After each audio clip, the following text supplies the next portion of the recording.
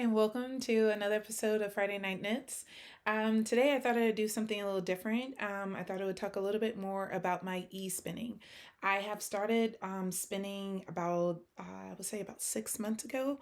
I took a class on, maybe a little bit longer than that, but anywho, I took a class on drop spinning because I was watching YouTube University, and after seeing some of my favorite podcasters share out their spinning experience and seeing the versatility that they have with the development of their own yarn that fits their needs, that fits what they're trying to craft, it made me realize that it's something I'm going to try because that's one of the reasons why I enjoy knitting and crocheting, making garments for myself because I can control the length, I can control the width, and the comfort that it gives my body. And I would like to do the same thing with my yarn. Not to say I'm ever going to stop buying yarn entirely. I love yarn. I think yarn shopping is part of the appeal. Sorry, I'm just looking for my chapstick.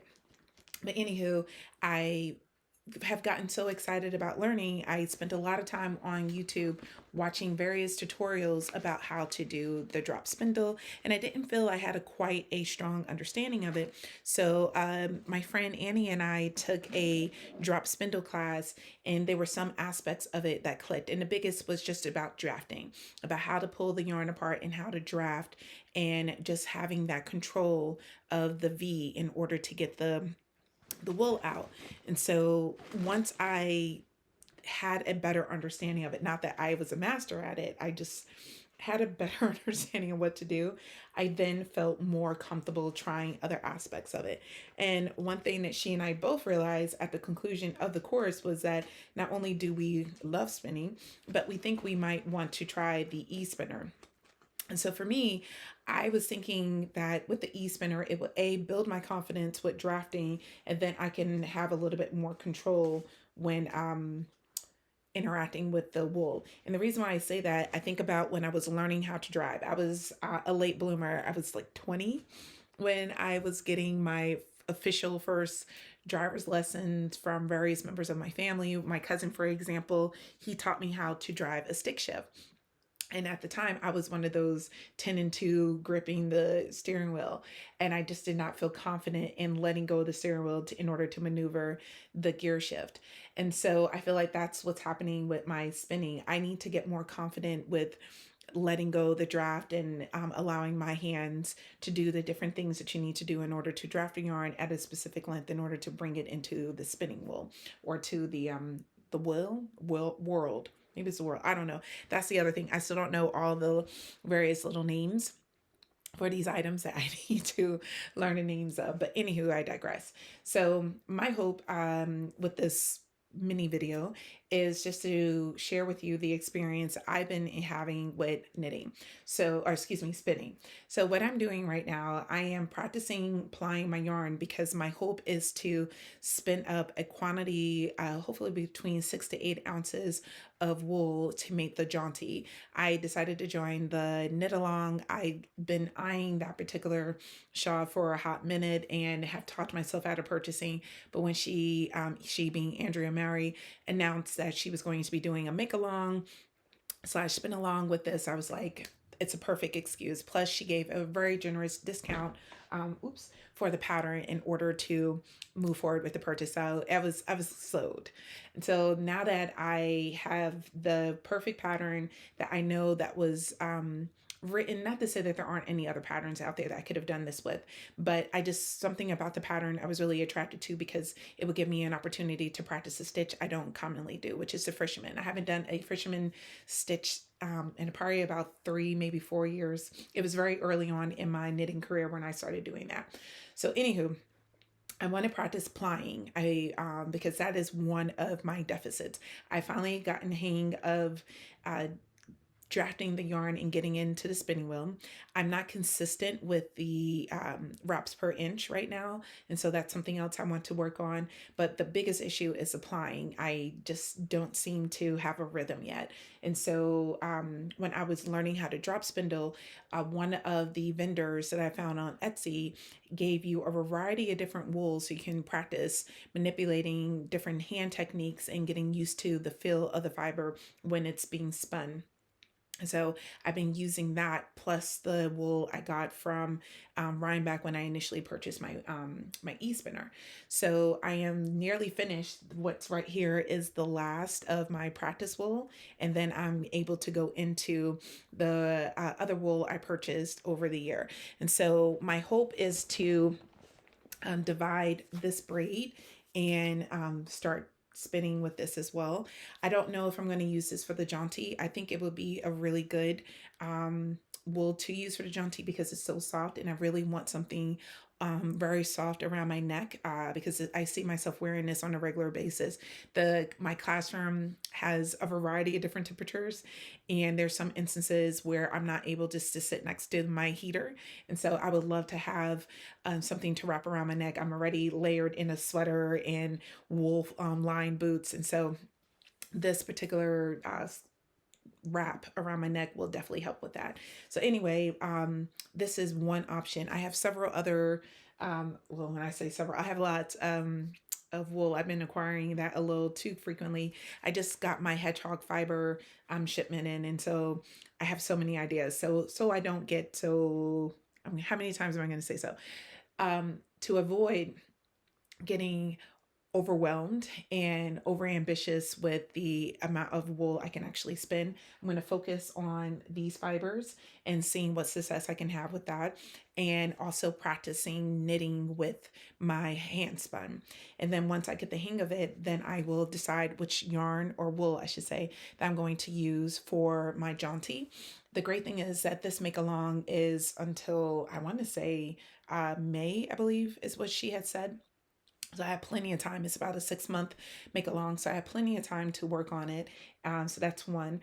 Two, there's another pattern that I also want to use my hand spun, and that is the turtle dove shawl. That is a shawl I've been looking at for a significant period of time, but yet to have cast it on. I still want to do the coming together shawl. I had, for those of you who have been watching my channel, you may remember the little bit of the debacle that happened over the summer where it was not the best outcome for that. And I'm so determined to be successful with that. And then finally, well, there are two other shawls or scarves, I should say, that I'm hoping to use hand spun with. So in addition to the turtle dove, as well as the coming together shawl, I will also like to do the simple thing scarf. It's a free pattern on Ravelry that is absolutely adorable. It reminds me a lot of the Sophie scarf, but it's free, one. And two, I just like, I don't know, it was just something about it that maybe it's the yarn color that the designer used that I'm gravitating towards, but whatever it is, I'm like sold on that one. And then finally, the Clint shawl by Natasha Hornsby. I really love that particular shawl. It's in this like quilted pattern, and I'm all about the quilted shapes. I'm still in that rabbit hole. Then there's also the Stellar Pin Cushion. I still want to make. I just recently acquired the Imagination quilted crochet square blanket that I've been reading the pattern, and I'm just like, I want to make this now. And with that one, you're essentially doing the two half crochet. And I'm sorry if I'm going to explain this weird. If you're a crocheter, hopefully you'll get it. But essentially, you're doing a granny square, half of it in one color and the other half in the other. And it's really interesting technique. There's some great YouTube tutorials out there. And I just found one that I kind of clicked to. And that's pretty much one of my favorite ways of making a crochet blanket, especially for whenever I'm doing a baby's blanket for people who both like two different colors, and how to merge their colors together on one blanket and give it to them to celebrate the birth of their child. So with that said, my hope is to do some of my hand spun with that, which is part of the reason why there's a little bit of decline in yarn purchase and an increase in wool purchase. So as I mentioned before, Hedgehog Fiber just recently sent me some wool. It's over there. I'll show it to you in the next segment of this video, but my hope is to also cast that on, and it has a lot of great fibers in it. I think it would be a lot of fun to spin with. So nevertheless, let's get spinning. Whenever I'm plying my yarn, I try to make sure I have my Lazy Kate which is this device here. I purchased this when I got my e-spinner. So I always have my lazy Kate set up. And now that I have this sewing desk that I'm using to spin, it makes it a lot easier. I have elevated my seat so that way I'm eye level. I'm 6 foot tall and my height is in my legs. However, my torso is still fairly long. So I try to set myself up where I'm nice and comfortable and I'm sitting straight up. Otherwise, I don't want to like hunch and lean over because I suffered a neck injury a few years ago. I would say like a year and a half ago. I just strained my neck as you do when apparently when you're over 40, and I couldn't turn. I had to go to physical therapy, the whole 9 yards. And so I'm trying to be very conscientious of like my posture as well because I don't want to develop that. That was horrible. So in addition to making sure I'm seated properly and I'm in a comfortable position and I have all my entertainment set up on my phone and or computer, I also have this little hair clip. I use this in order to clamp my wool so that way uh, when I do need to stop, I can do so without an issue. And the other thing I do when I need to stop unexpectedly is that here, I'm going to turn the e-spinner. So this is your plug. This is obviously the speed control that you use. And I'm at a speed that I really like. I like the ply that I'm getting with this, so I want to keep it here. And sometimes when I'm feeling ambitious in my mind, keep telling myself I need to get a little marker to indicate because the one in the middle I love to use just to spinning wool. But to ply, I like to use the third to the last one. And I'm doing an S ply because I did a Z twist for my spin. And I've noticed that I can spin a lot better with the Z and I comply with the S. I also adjusted my tension wrap here. So I'm going to turn this here. I adjusted this in order to make sure that I have the proper one. And later I'll show you how I put it all together in order to get it set up. So now that I have it all set up and ready to go, it is now time to ply. And typically whenever I'm plying, what I will do is that I use my right hand to pinch my wool so that way where I know where my spin is coming to. And my left hand, let me just get in there. For my left hand, I like to use this to either stick my finger in between to keep the wool divided, or I also use this to control the spin if I feel like I'm going too fast.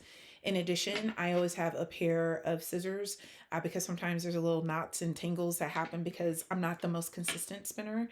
And then finally, I just make sure that when I know I need to stop, that I pinch my yarn immediately where I left off. I check to make sure that my spinning wheel, that nothing has gone awry, because sometimes it happens when you're not paying attention, things will pop off, you'll be surprised. So let's start. I'm going to turn it on. There's a little switch here, and so I got the speed I want, and now I'm just feeding it through.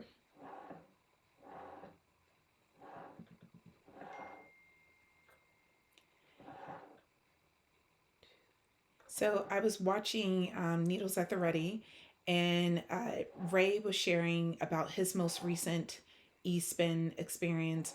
And one thing that helped him have a better consistency with applying was keeping it spinning for about 4 seconds. I believe that's what he said. My sons were talking to me at the same time as I was watching the episode, so I could have missed something. But nevertheless, my takeaway was that maybe one of the reasons why I'm not as consistent and that my plies are not sticking together is that I'm not letting it spin long enough. So I'm increasing the speed, which is something I already shared with you, but I'm also letting it spin for about 4 seconds before I feed it into the e-spinner bobbin thing. I need to learn all the technical terms, but I have not. So forgive me for those of you who are more advanced than I am. I am very, very novice. So my bobbin is definitely on a decrease on my Lazy Kate.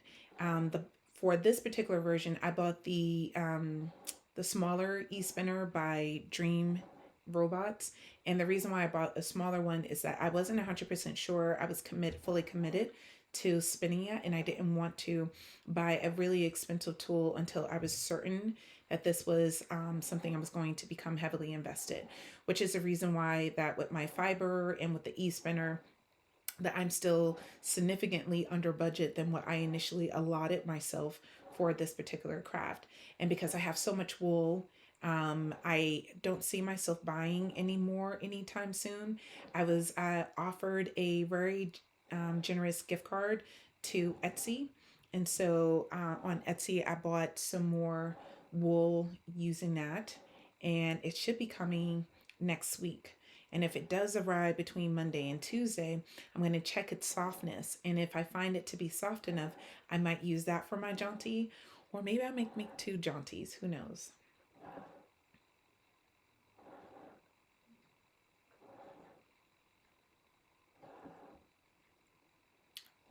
So I am just plying away here. I'm not going to make you watch me ply the whole time. But as you can see, as I said before, I wait about 4 seconds and then I feed through. I'm getting to the end. I have successfully plied all the yarn off of the bobbin. So what I did was I just cut the yarn, I turned it off, I cut the yarn, and I took the end piece and I made this little loop. I made sure that there was like a little loop. And now I'm just plying the extra yarn I had on one bobbin because one bobbin finished before the other.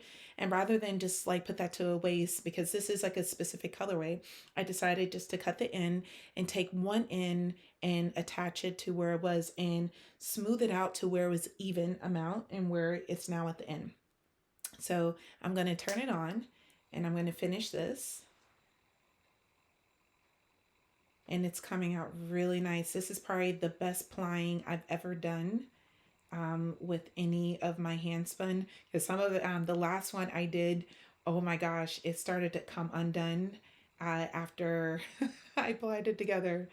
So I was like, oh no, okay, it's official, it's done. So now that it's all done, I'm going to go ahead and turn off my e-spinner because I have had a habit of leaving it on. And I'm going to go ahead and reduce. I think this is the fisherman line. I'm going to make sure that my wool is on my bobbin. Put that over here. This is the little black rubber band. I don't know how well you can see that. This is a little black rubber band that helps it maintain its tension and control. I always lift it off and I try to keep the rubber band on here so that in that way I don't lose it, because Lord knows I've almost lost it before. And this is the other little weight that keeps it attached to this section here. What it's called, again, I don't know. So now that my wool is officially on my bobbin here, I'm going to show you what this looks like. Here she is. Oh, came out. This, yeah, this is definitely my best ply, as I've done some plies before and it has not come out this well. So what I'm going to do now, I haven't quite got the hang of using this little device. Oops, let me turn this way. This little device, which helps me determine the whips. And I also have another one that came with the e-spinner. Let me just pull that out. So this came with it as well. So on this side of the card, you can see how many whips per inch that you have. So you can see what type of the thickness of it. And on this side, I'm not too sure. I need to read or watch a YouTube video. If you know, could you share? Because I don't know what that part is. And I should investigate, but I don't. So here's that. So because I've seen other spinners do it, I'm going to take just a little bit off the bobbin, if I can find my beginning piece. So here is the last piece I used to spin. And I'm going to hold it up against the card. And it looks like I'm at a, yeah, I would say I'm at a 9 whips. Oh my gosh, this is so cool. So here we go. You see that? Where my twist is? Oh, there we go. That one looks to be the closest. This reminds me of that one device by Twisted Shear where you can, you lay it over your garment and then it will, you know, ply together. But anywho, I'm going off on a tangent. An idea popped in my head. Whew. Okay, so yeah, I think I'm at 9. What I need to know with that, I don't know yet. Again, if you know, please let me know. When I say I'm new to this, I am very new. So what I'm going to do now that I have it all applied together and it came out so lovely, I'm going to stick this over here. I'm going to go over to my umbrella, so then that way I can wrap it around, and then I'm going to let it soak, and then once it dries I'm going to thrack it, and then I'm going to cake it up.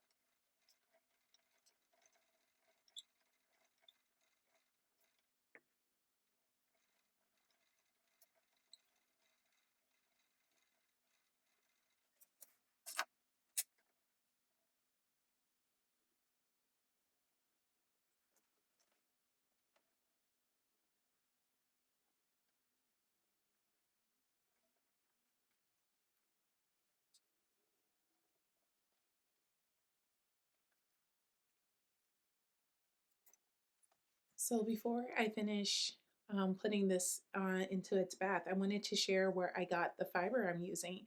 So I got it from an Etsy shop called Fiber Faith. Fate, excuse me. So here it is, the name. And here is the back of her card. And in this little collection, I got the Merino, which is the high seas. So this is the high seas.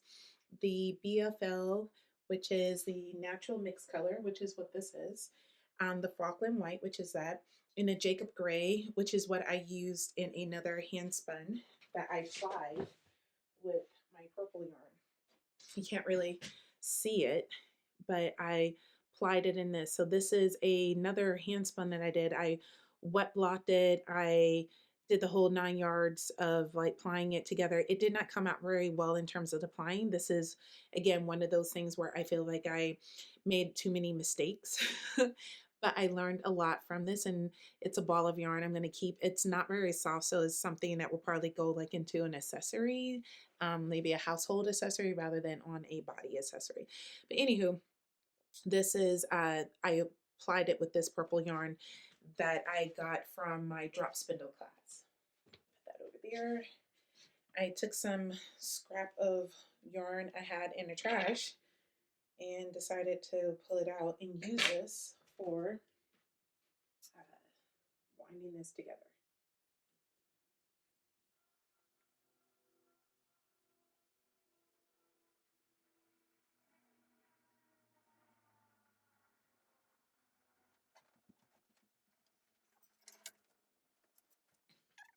So I would definitely say this is about 20 grams. I'll find out after I wet block it and let it bloom.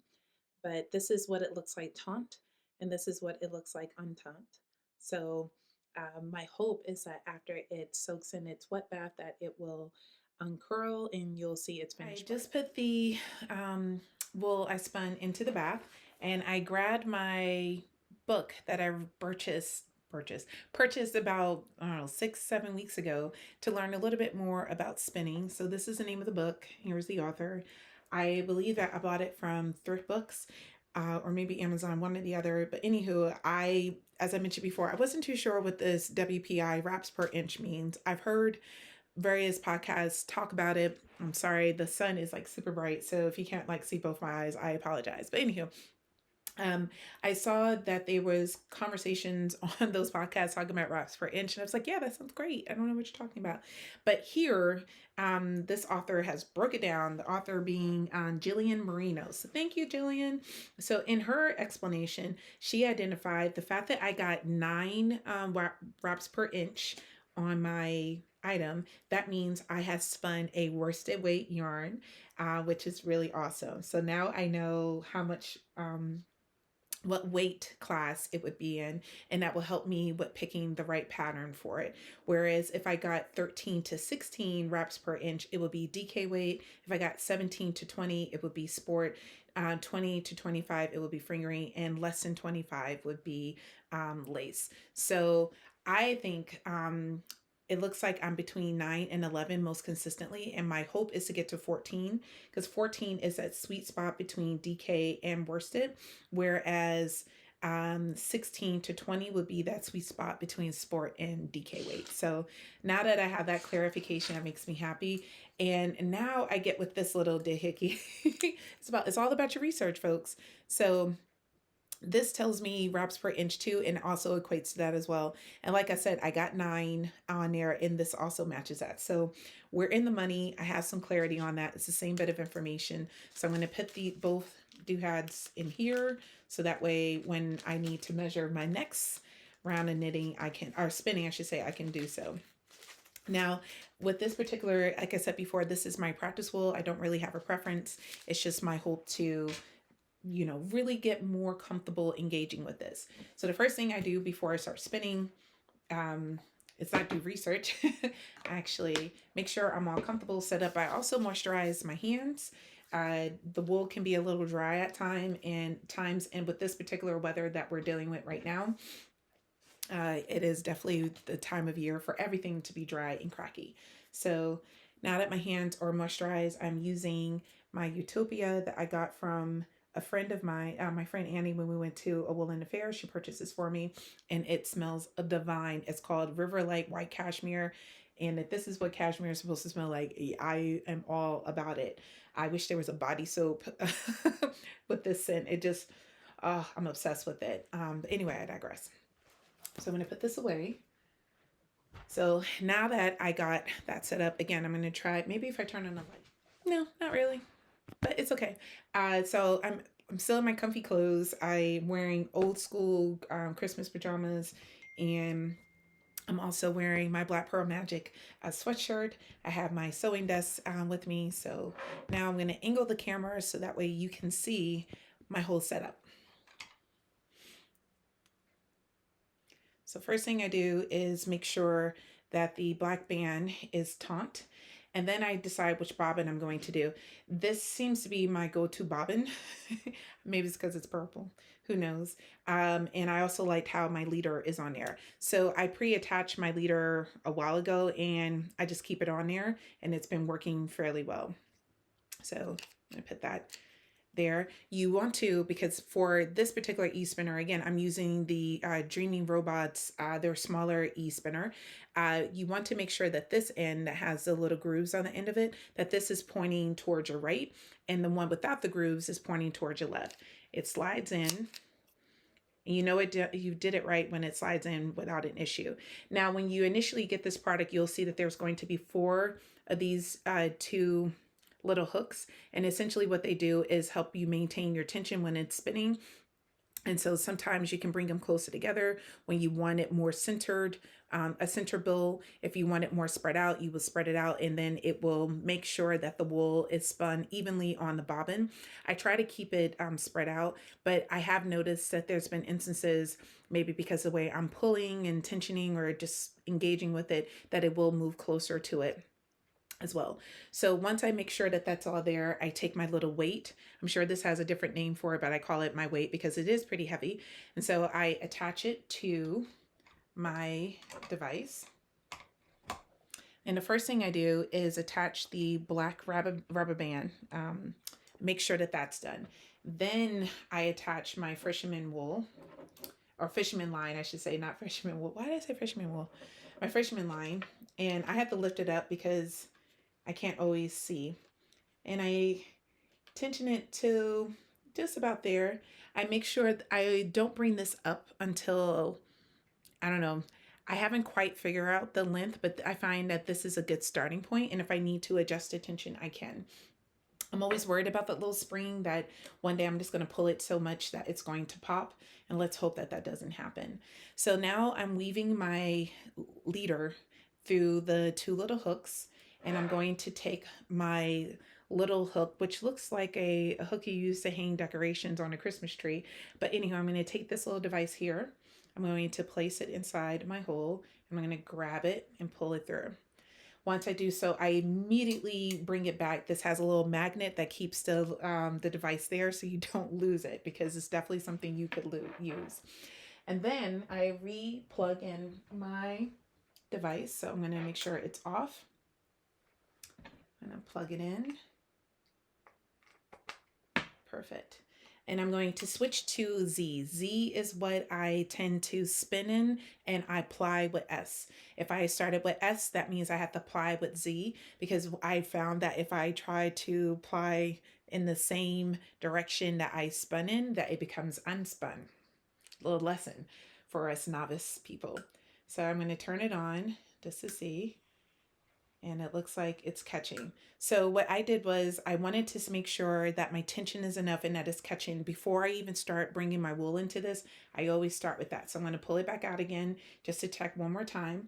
I have my little dial here.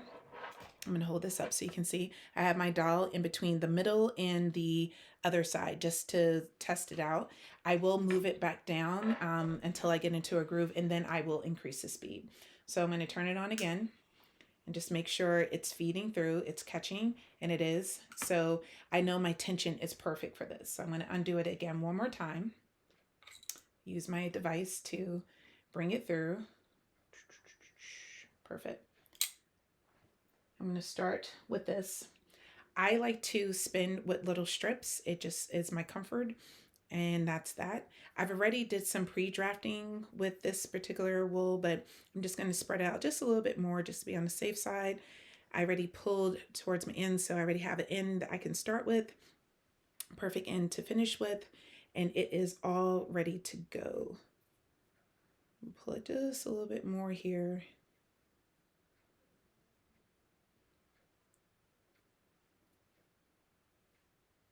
Perfect. So now that I feel like my wool is where it needs to be, there's two things I like to do before I start my spinning. One, I sometimes will put the wool in between and let it start, or I will hold it this way and it will catch and wrap around it. So either way, it will do that. So for this one, I'm going to most likely, I'm just going to hold it. I'm going to see if it catches this way. If it catches, then I'm going to start. And if it doesn't, then I'll put it in the middle. And you'll see more what I'm talking about in a moment. So I'm going to turn my e-spinner back on. Let it build up enough twist. And see, it's starting to catch. Perfect. So right now, I'm noticing that it's a little thick. And it's not quite going onto the e-spinner. So there we go. We got a little bit more consistency. And I'm also noticing it's a little thick with my pulls, so I'm going to try to spread out my fingers. Not spread out my fingers, but maybe pull a little less. There we go. Now I'm starting to get the hang of it. Perfect. So again, I'm doing my little 4-second rule. I'm counting in my head 4 seconds. And then I'm letting go to let it go in. So I slide my finger down, then I pinch, then I move up. Slide my finger down, then I pinch, then I move up. Slide my finger down, then I pinch, and I move up. Slide my finger down, then I pinch, and I move up. And if I feel like it's going too fast, I will slow it down. But right now, I'm very happy with the speed that I'm at, and I can keep going in this direction. When I'm feeling a little fatigue, I will slow down the speed. But right now, I'm really happy. So I have one bobbin finished. I'm going to bring it closer to the camera. And I didn't have enough white. So as I mentioned before, or cream, that's more of a cream color than it is white. I decided to pull out the yarn I got from Rhinebeck when I was visiting the Loop stall. This is Loop Fiber Studio, and the colorway I'm holding my hand is called Flurries. It has merino, algina, and nylon. It doesn't tell you the quantity for each item, but it is very soft. There are 5.3 ounces, and it was $53. So a little bit more expensive, but it is definitely very heavy. So it feels like I got a lot of wool in here. I'm not quite sure on how to unwind it. My friend Annie mentioned that she was able to spin from it. So for today, I tried just pulling it from the middle, which resulted into this little barf that popped out. And I just pulled from this until I felt my bobbin was going to have enough. So you can see, I know the lighting in here is not perfect because of the cloudy day, but there's a little bit of the yarn from loop fiber as well as what came into my kit, and I'm really excited to see what this is going to apply into. So I'm going to go ahead and put that on my Lazy Kate to get that ready. And now I have started my next round of bobbin. So for this next round of bobbin, as you can see, I'm going to be using the blue, and it's very soft, and so I need to figure out my spin speed in order to spin it up. So I already accidentally broke the spin, so I'm reattaching. I found the strongest part of the wool, and I'm going to do a little bit more pre-drafting just to help with that process. So I'm going to pre-draft it a little bit here, and then I'm adding it to it. So hopefully when I get to a good speed, nope, see, I did it again. So this happens sometimes with spinning.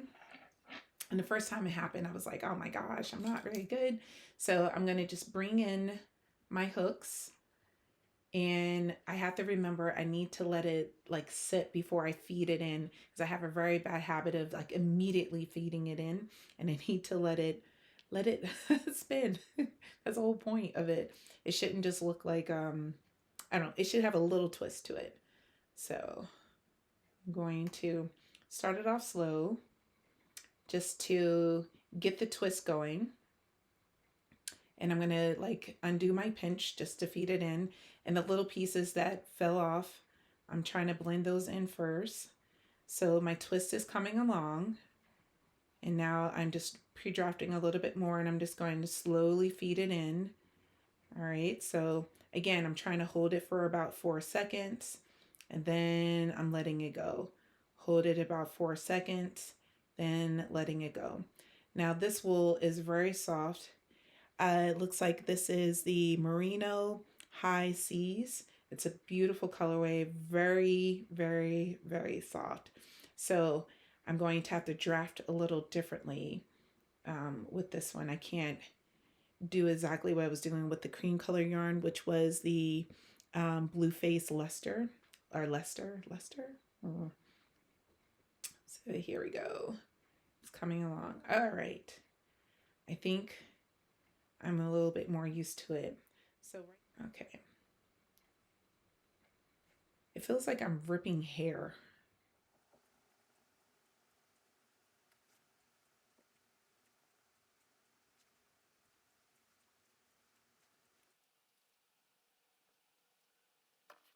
So here is the yarn I applied earlier. I let it soak for about a half hour. I usually, depending on the texture of the wool, I would let it soak for a little bit longer or a little less, but I just did about a half hour. The water was very lukewarm, and I used my super wool wash, the same I use for my sweaters and whatnot that I get from Surella. I did thrap it, basically where you beat it against the chair or whatnot. It came, one end did come out a little when I did that, but I'm just going to slide it back in. And as you can see, it definitely relaxed. So I'm going to bring it a little bit closer.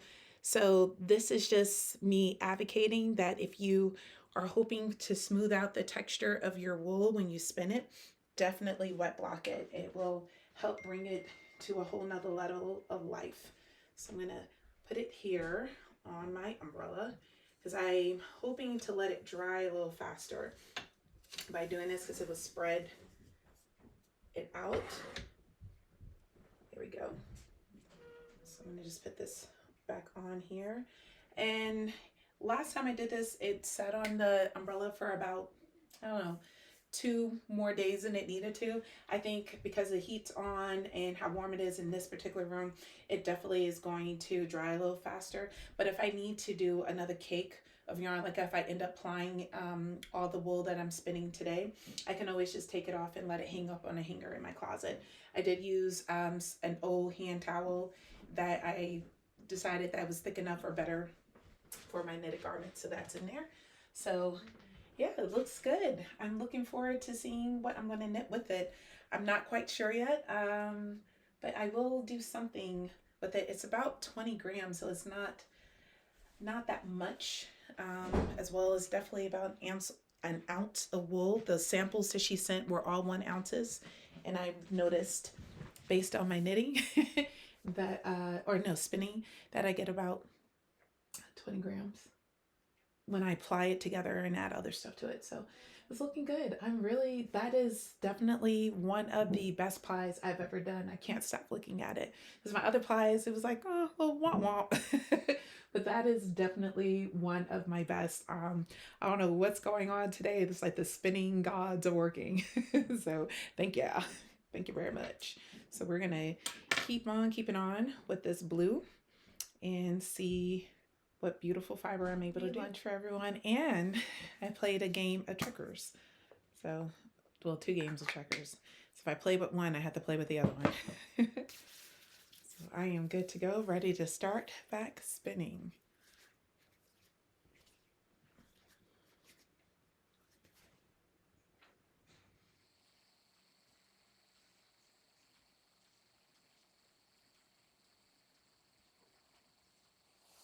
Again, I put on my Berlin scarf because I was feeling a little chilly after going outside to pick up some groceries.